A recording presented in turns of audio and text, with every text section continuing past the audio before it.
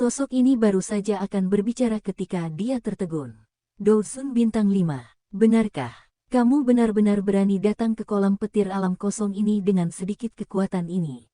Apakah kamu yakin? Orang tua ini jelas bukan orang biasa. Aku bertanya-tanya dari mana ahli tersembunyi ini berasal, sebuah pikiran dengan cepat melintas di hati Xiao Yan saat ini. Selain itu, dia dengan mudah dapat mengejar Xiao Yan bahkan setelah Xiao Yan berlari sekuat tenaga. Orang dapat dengan mudah melihat bahwa kecepatan dan kekuatan orang tua ini telah jauh melampaui Xiao Yan. Anak kecil, aku yang tua ini harus pergi dulu. Bajingan tua. Xiao Yan sedikit terkejut saat melihat orang tua ini melarikan diri sesuai keinginannya. Dia mengutuk dirinya sendiri dengan marah, dan punggungnya gemetar. Sayap tulang membentang di belakangnya. Sayapnya mengepak, dan kecepatannya tiba-tiba melonjak.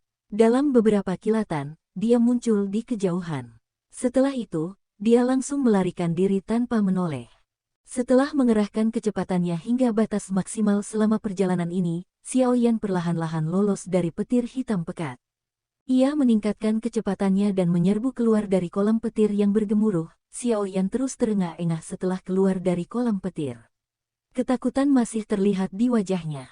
Tidak disangka kolam petir itu ternyata tidak simen yang kubayangkan.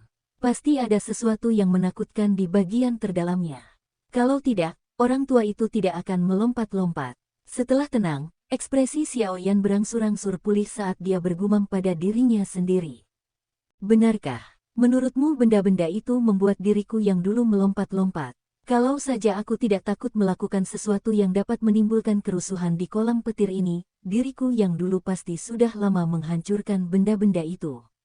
Suara Xiao Yan baru saja terdengar ketika sebuah suara aneh meledak. Dia buru-buru mengangkat kepalanya, hanya untuk melihat lelaki tua yang menyedihkan itu tergantung di depannya. Mata lelaki tua itu mengawasinya. Sudut mulut Xiao Yan berkedut tanpa sadar saat melihat lelaki tua ini.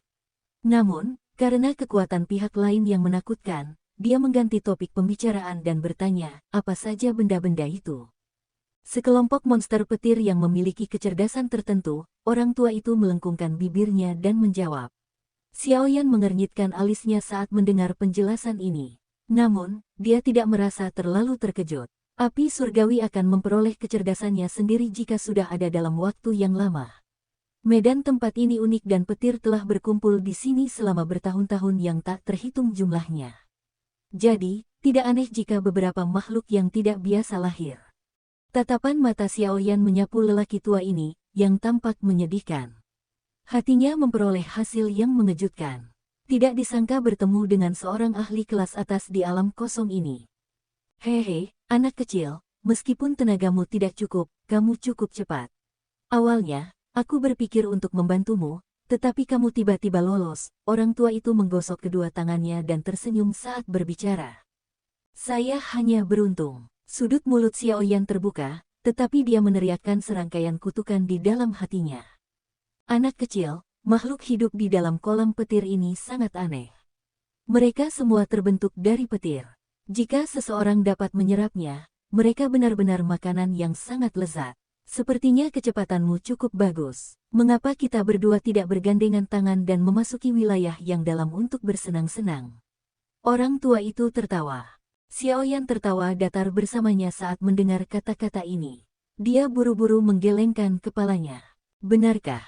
Keberanian anak muda zaman sekarang memang tidak bisa bertahan. Lelaki tua itu tanpa sadar mengerutkan bibirnya saat melihat Xiao Yan menggelengkan kepalanya. Ia berkata dengan malas, namun, sudah takdir kita bertemu. Nama keluargaku adalah Mang. Namun, mungkin orang kecil sepertimu tidak akan tahu namaku yang tua ini. Nama keluarga Mang. Xiao Yan berpikir sejenak, tetapi tidak menyadari keberadaan ahli yang hebat seperti itu. Kemungkinan besar para ahli sejati dari wilayah Central Plains tidak menonjolkan diri. Ih, generasi muda yang kurang ajar. Melihat Xiao Yan benar-benar tidak mengenalinya, lelaki tua bermarga Mang ini mendesah sedih. Namun, kata-kata yang diucapkannya membuat Xiao Yan terdiam. Tiba-tiba suara angin yang membelah terdengar dari kejauhan sementara Xiao Yan terdiam. Pada saat yang sama, sebuah suara yang jelas terdengar, "Adik Xiao Yan, apakah kamu baik-baik saja?" Hah, Kamu dari suku naga Void kuno. Lelaki tua bermarga Mang itu sedikit terkejut saat melihat sosok itu bergegas mendekat. Dia melirik Xiaoyan dengan heran, merasa sedikit aneh bahwa manusia biasa akan memiliki hubungan dengan suku naga Void kuno. Lupakan saja. Kalau begitu, aku yang dulu akan pergi. Anak muda, penampilanmu tidak buruk. Namun, ada terlalu banyak perbedaan antara dirimu dan aku yang dulu. Kamu harus bekerja keras. Sebelum Xiaoyan sempat berbicara, lelaki tua itu telah berbalik dan menghilang dalam fluktuasi spasial. Xiaoyan tidak berdaya saat melihat lelaki tua itu menghilang begitu cepat. Dia hanya bisa menoleh dan melihat He Qing yang mendekat. Akhirnya aku menemukanmu. Untungnya, tubuhmu memiliki segel naga yang diberikan oleh Kaisar Naga Agung padamu. Kalau tidak akan mudah menemukanmu.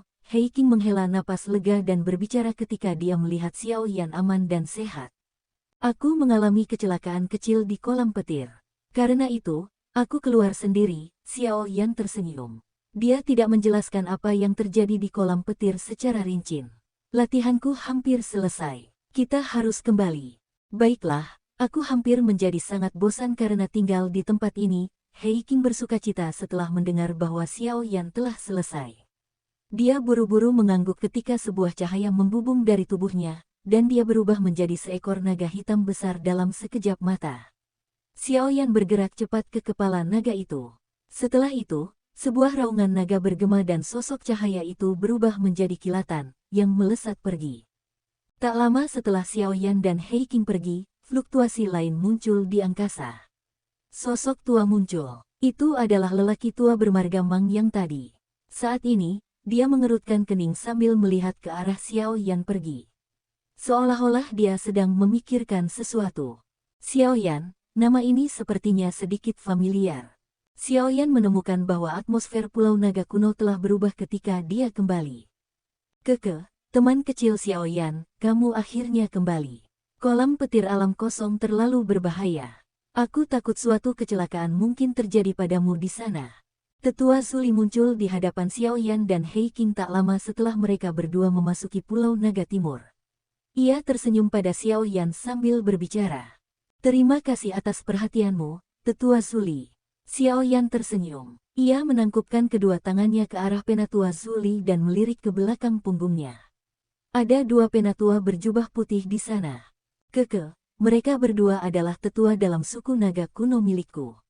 Namun, mereka telah berlatih di alam kosong di masa lalu dan baru saja kembali. Tetua Zuli tersenyum dan memperkenalkan mereka saat melihat keterkejutan di mata Xiaoyan. Salam untuk kedua tetua. Xiaoyan tersenyum. Ia menangkupkan kedua tangannya ke arah mereka berdua dengan sopan. Kedua tetua itu tersenyum dan membalas sapaan itu, menyamai kesopanan Xiaoyan. Tuan muda Xiaoyan. Teriakan gembira terdengar dari bawah saat Xiaoyan sedang mengobrol dengan kelompok Elder Zuli. Seketika, sosok hijau melintas dan berdiri dengan cantik di depannya. King Lin. Xiaoyan terkejut saat melihat gadis cantik ini muncul di depannya. Dia bertanya dengan gembira, kamu sudah keluar dari tempat peristirahatanmu? Ya, itu semua berkat aura naga di dalam makam naga kuno. Selain itu, beberapa tetua naga kuno membantuku. Baru saat itulah jiwa ular surgawi berkepala 9 itu disempurnakan. King Lin tersenyum manis.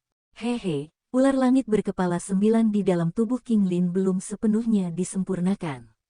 Namun, ia tidak akan dapat berbuat banyak setelah ini dan cepat atau lambat akan diasimilasi oleh King Lin. Tetua Zuli tertawa. Tatapan mata Xiaoyan menyapu tubuh King Lin. Dousun bintang 6. King Lin mengangguk. Penatua Zuli, apakah Ziyan masih belum meninggalkan tempat pertapaannya? Xiaoyan merenung sejenak sebelum mengganti topik pembicaraan untuk mengajukan pertanyaan. Belum, Kaisar Naga Agung akan membutuhkan waktu yang lama kali ini. Bahkan aku yang tua tidak yakin kapan dia akan meninggalkan tempat persembunyiannya. Zuli mengerutkan kening dan menjawab. Xiaoyan mengangguk pelan. Ia berkata, kalau begitu, aku tidak akan bisa tinggal di sini lebih lama lagi. Aku sudah pergi terlalu lama. Guru mungkin khawatir jika aku terus berada di luar. Zuli berpikir sejenak sebelum mengangguk dan berkata, baiklah. Teman kecil Xiaoyan, kamu harus memegang token giok spasial ini. Kamu dapat menghancurkannya jika kamu ingin datang ke Pulau Naga Timurku. Kekuatan spasial di dalamnya akan membentuk terowongan spasial dan membawamu ke sini. Zuli mengeluarkan token giok perak yang indah, menyerahkannya kepada Xiao Yan. Xiao Yan tidak menolak hadiah ini. Token giok spasial semacam ini adalah sesuatu yang hanya bisa dibuat oleh seorang ahli di kelas Ban Seng. Kalau begitu, Xiao Yan tidak akan tinggal lebih lama lagi. Jika ada masalah di masa depan, aku akan berusaha sebaik mungkin untuk membantu selama masih dalam kemampuanku. Xiao Yan menangkupkan tangannya ke arah penatua Zuli dan berbicara sambil menyeringai. Tentu saja, bantu aku yang tua itu bertanya tentang Yao Chen saat kau kembali ke paviliun bintang jatuh. Tetua Zuli tersenyum dan mengangguk ke arah Hei Qing. Hei Qing di sampingnya melambaikan tangannya saat melihat anggukan itu. Sebuah celah terkoyak di angkasa saat dia berkata sambil tersenyum, "Adik Xiao Yan, kumohon." Xiao Yan menyeringai. Ia sekali lagi menangkupkan tangannya ke arah beberapa orang. Setelah itu, ia melangkah masuk ke celah tersebut. Qing Lin dan Hei Qing mengikutinya dari belakang. Retakan spasial itu perlahan menghilang setelah mereka bertiga memasukinya.